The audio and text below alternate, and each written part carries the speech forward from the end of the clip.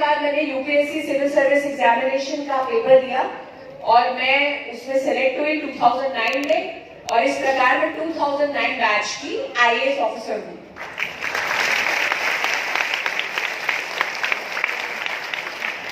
और 20 जनवरी को, अभी जो गई है 20 जनवरी, उस दिन मैंने जो है सीईओ माय भारत के रूप में दिल्ली में ज्वाइन किया है।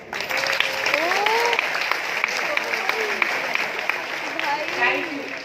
तो मैंने इसलिए सुनाया क्योंकि आज से कुछ साल पहले भरी रहती थी, सकारात्मकता से, पॉजिटिविटी से भरी रहती थी, और ये कमिटमेंट थी मन में कि जो ठान लिया उसको कर दिखाना है।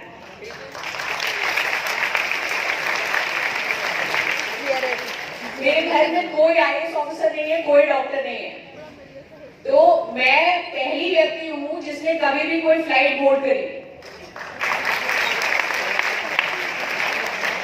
मैं पहली डॉक्टर बनी, पहली आईएएस ऑफिसर बनी, विदेश जाने वाली भी पहली, मतलब कोई पुरुष महिला कोई नहीं गया हुआ है। तो ये पूरी कहानी मैं आपको इसलिए बता रही हूँ कि this is what a youngster can do जब वो ठान लेता है। तो how many of you watch Hindi movies? Substantial number. तो एक वो डायलॉग है ना कि एक बार मैंने अगर कमिटमेंट कर दी तो वैसा कमिटमेंट चाहिए होता है युवावस्था में। आप लोग यहाँ पे आज उपस्थित हैं। आज मैं जीवन में पहली बार कलकत्ता आई हूँ, लेकिन आप लोगों की वजह से, आप लोगों की उपस्थिति से ये पहला विजिट और स्पेशल हो गया है, क्योंकि मुझे आपसे मिलकर और ऊर्जा मिल रही है। यहाँ आने के लिए आज सुबह 2 बजे उठना पड़ा मुझे, क्योंकि जैसे कि त्यागी जी ने बताया, मैं बैंगलोर में थी चिंतन शिविर में, क्योंकि फ्लाइट मेरी 6:15 बजे की थी और वहाँ ट्रैफिक बहुत ज्यादा होता है, तो मुझे 2 बजे उठ के आना पड़ा। मैं सोई भी नहीं हूँ, कुछ भी, मतलब ऐसे ही ज़ॉम्बी जैसे घूम रही हूँ, लेकिन आपसे मिलकर मुझे बहुत ज्यादा अच्छा लगा। इसलिए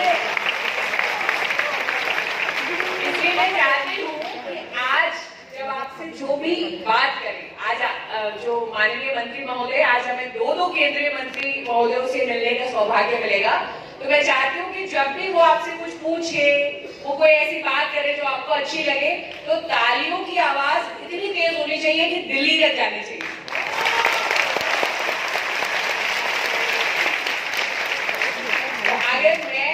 अगर माइक हटा भी दूं ना, तो भी मैं आपसे बात कर सकती हूँ, मेरी आवाज इतनी तेज है। अगर मैं इतनी तेज आवाज में एनर्जी के साथ बात कर सकती हूँ, तो आप तो युवा हो, आपके अंदर तो सबसे ज्यादा एनर्जी होनी चाहिए। तो वेरी गुड।